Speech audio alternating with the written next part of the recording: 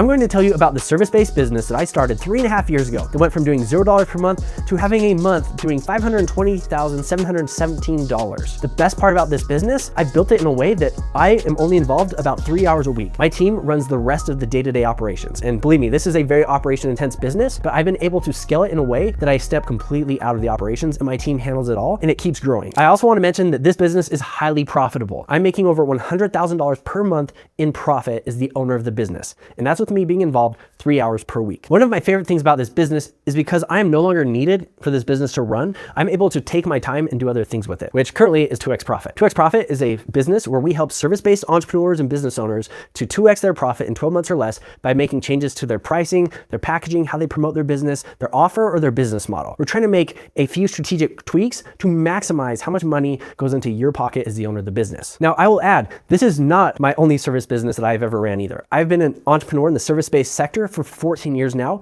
and I've worked across a dozen industries. I've been in blue-collar services, I've been in tech services, I've been in marketing, I've done event decorating, which is this business. I've done all sorts of different things, and the lessons that I've learned apply universally across service-based businesses. And now I'm in a unique spot where I can help other service-based businesses that want their business to make this same journey. Now, when I tell you about my journey, I'm not saying that this is the greatest company or the greatest opportunity in the world or that I'm the smartest entrepreneur ever. That's not what I'm trying to be. And I'm not going to inflate my own story just to get clicks or whatever, right? So I'm going to tell you the raw truth about what happened here, because there's a lot of lessons that I learned that I think will benefit you in your business. One thing I'll tell you is that the journey from here to here, it was not linear by any means. So there's this term called nail it, then scale it.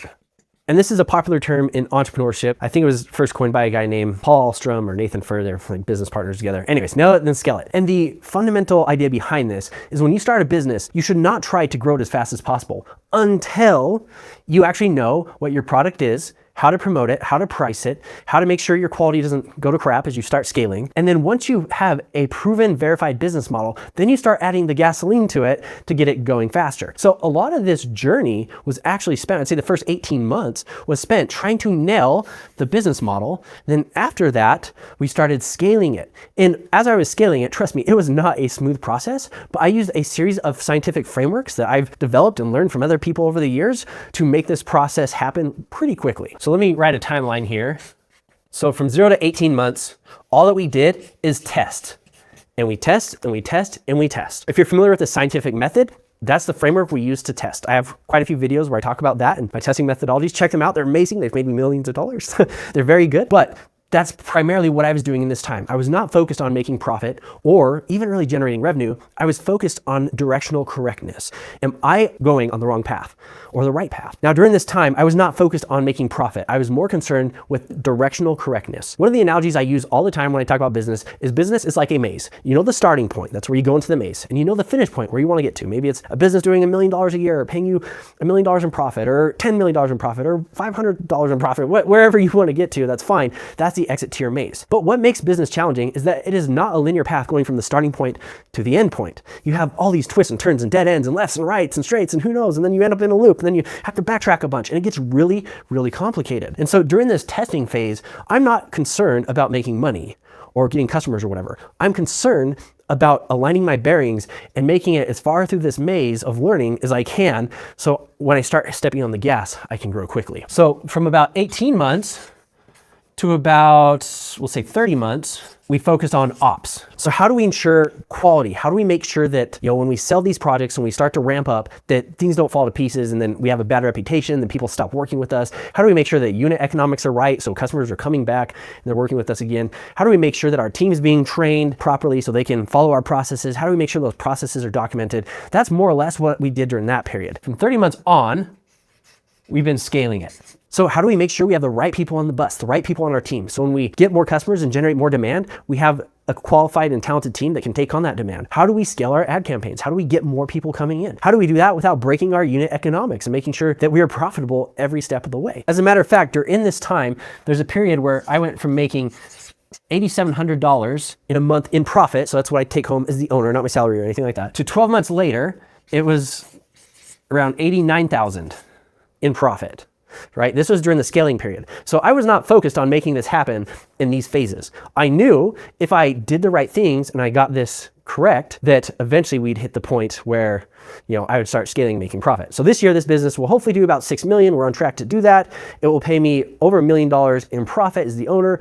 And I'm only working about 3 hours per week. My team's running the rest of it, which is pretty great. And like I said, that's what allows me to help other business owners to go down the same timeline in their businesses in 2x profit. Now, creating this business has given me a ton of freedom in my life. That's why, as I said, I'm able to work on 2x profit, where I help other service-based businesses to get unstuck, fix their own business models, and to hopefully repeat this process so they can pay themselves whatever amount they're looking to get paid as a business owner, so they can accomplish their wildest dreams and all the things that they want for them and their family. One of the cool things about talking about this story now is I have the powers of hindsight, where I can go and say, yes, this worked, or no, this did not work. And I'm able to figure out the key changes or the key pivots in the corn maze that I made to get to where we are today. And there's a few of them that I want to talk about. The first thing is pricing.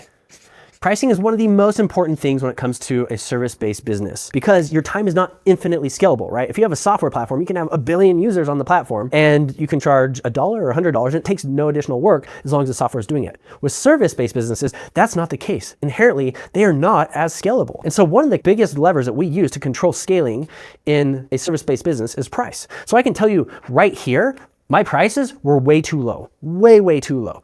Matter of fact, I'm probably charging 2x now what I charged during this test period. And part of what I was doing when I was testing is I was trying to see if we keep raising the prices, at what point do customers start leaving, or does it have a detrimental impact on the business, right? So that's one thing that we tested. From here, we were making a little bit of money, but we were still underpriced. And the reason we were underpriced wasn't necessarily because whatever we sold was priced too low, and it's because we didn't figure out a good way to maximize the average order value.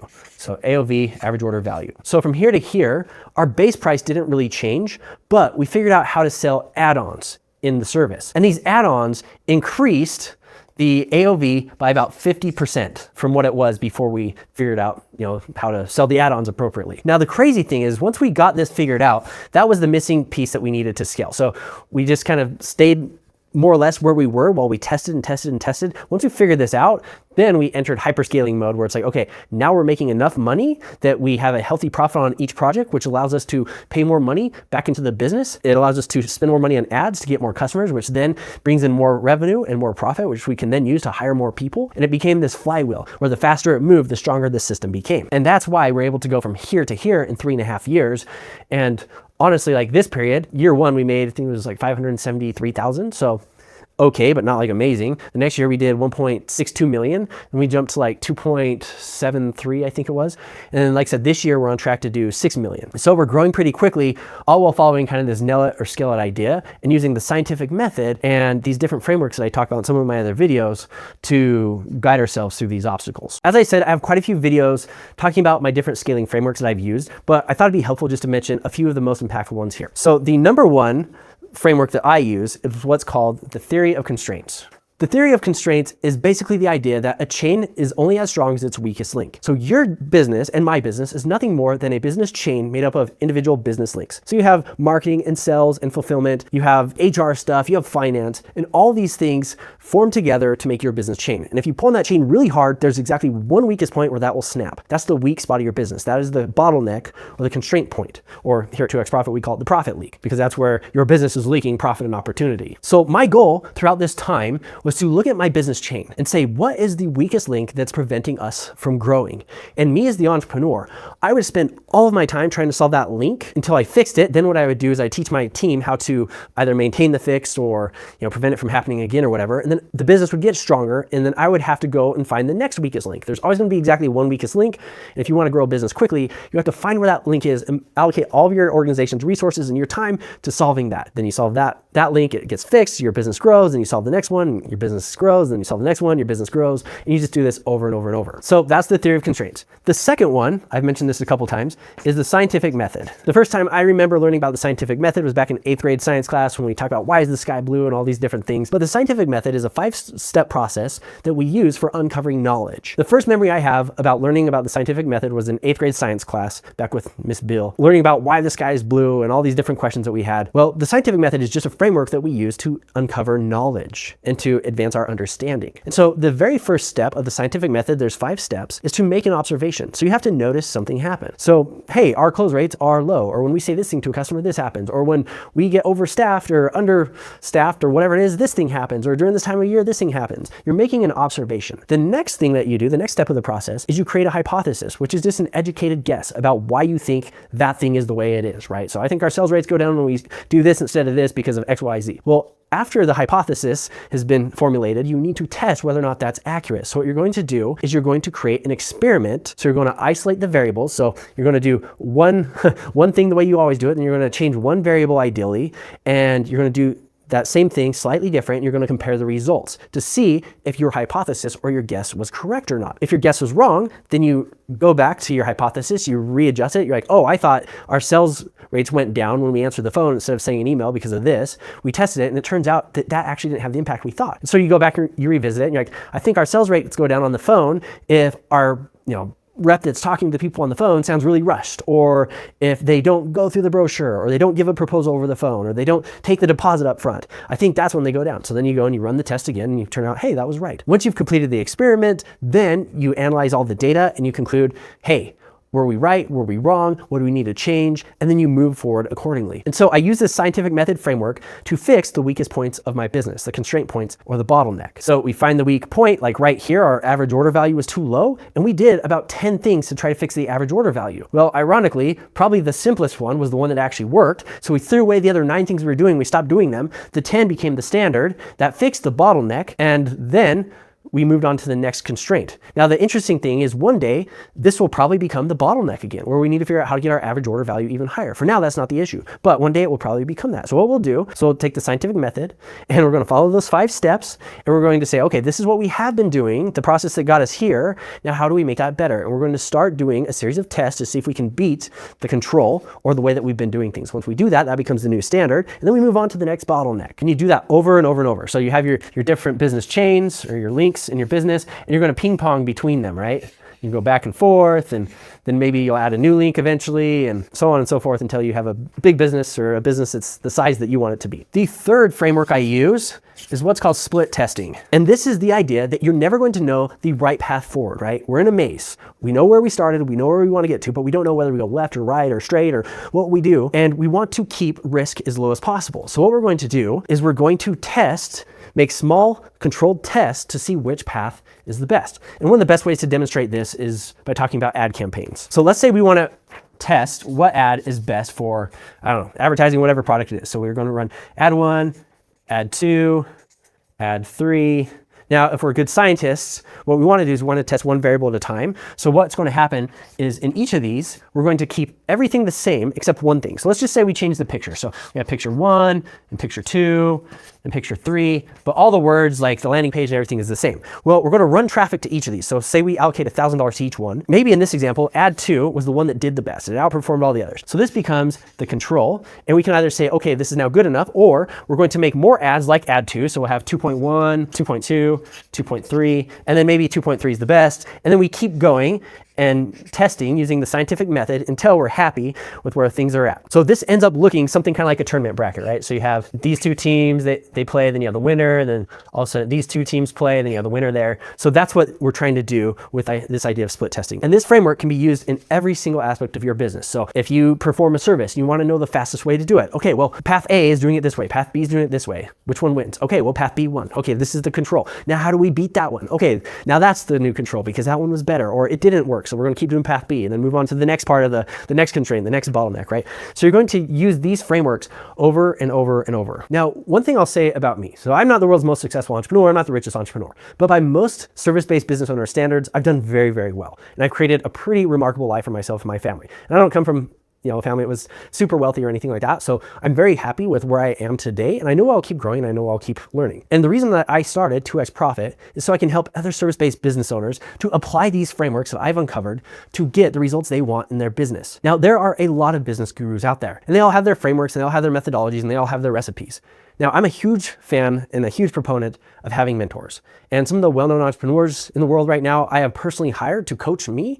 One entrepreneur is very well known. I won't say his name, but I paid him $164,000 last year to learn from him. And one of the things that I believe sets me apart from a lot of these gurus is this idea that we're never going to get it right our first try. We're going to test and test and test. And then we're going to keep track of the data as we do this testing, and eventually the right path will become clear. Whereas this business owner that I paid $164,000 to, he is a billionaire. He took a look at my business and he said, this is the change you should make. And what happened is it sounded really, really good. When he told me the change I should make to my business, I'm like, yes, this is the path. And he's like, you will make 60x more profit per project than what you're currently doing in this business. And he said, this will take you from a business that you're hoping to do $25 million per year in a couple of years to one that you can probably do 150, 200 million per year.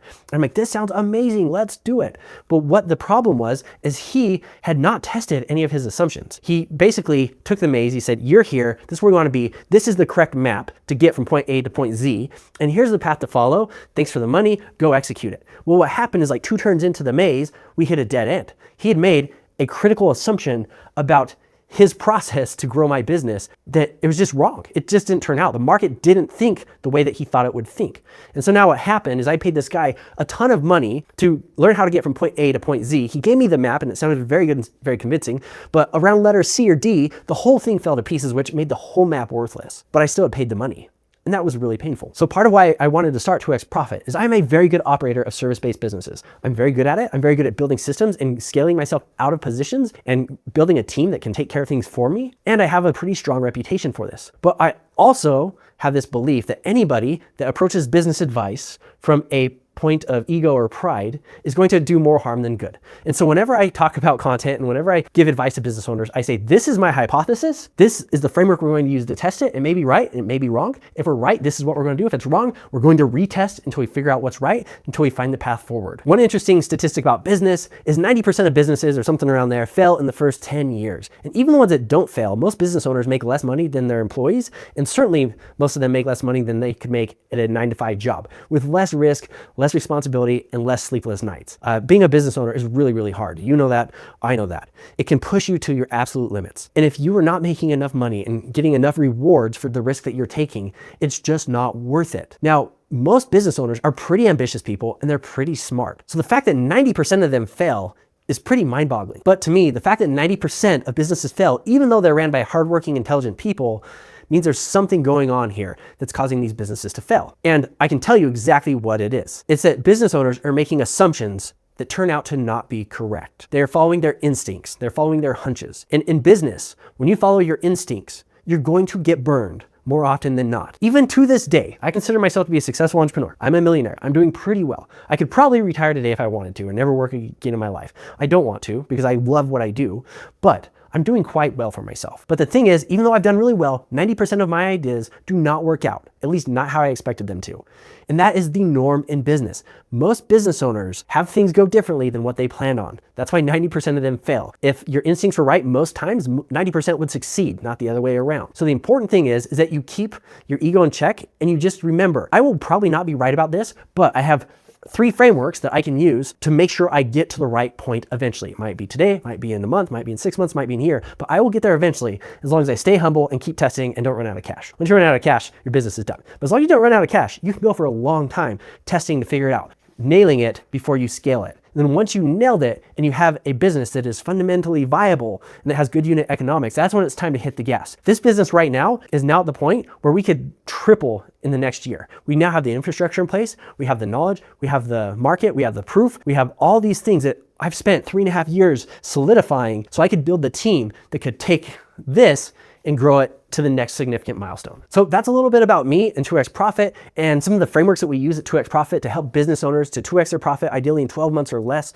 by making strategic changes, finding these key levers and pulling those levers to maximize the amount of profit that goes into their pocket as the owner of the business with the least amount of effort and chaos. Now, I want to make an invitation to you. If you own a service-based business and it's not growing as fast as you'd like, and you're not making as much profit, money that goes into your pocket as the owner of the business as you'd like to see, there's something called the 2X Profit audit that I want to tell you about. The 2X Profit profit audit is where my team and I take a comprehensive deep dive into your business. We look at every aspect of the business, the ops, the marketing, the model, the pricing, what your competition is doing, how are you stacking in relation to them, what's your online reputation like, how's your website? We analyze your entire business. Then, after looking at the business, we ask ourselves, what 2 to 3 strategic moves can we make to ideally 2x or more your profit in 12 months or less? And when we look to identify these moves, we're looking for moves that you and your current team could execute today. We're not trying to find some things that hypothetically, if you had $10 million more you could do, or if you had twice as many team members or whatever it is. We're trying to say, with your team, your skill set, your resources, what could you do to move the needle the most with the least amount of effort? Once we put together that plan, we'll meet with you one-to-one over a Zoom call, and we'll share the plan with you. We'll also give you what's called the 2x profit roadmap, which is a complete summary of all of our findings and our action items, and we'll even outline steps that your team can use as a playbook to make those things happen. Once again, if you own a service-based business that's not growing as fast as you'd like it to, and it's not paying you the profit that you would like to make as the business owner, and you want to get my help, not just a guru, not just a random influencer or business guy, but someone who actually has proof and experience taking service-based businesses from start all the way up to the point they're paying over $1 million per year in profit, and you'd like to get my help analyzing your business using my proven frameworks to see where your weak points are and what we could do to 2x your profit in 12 months or less, go ahead, scroll down and click the link below to learn more about the 2x profit audit.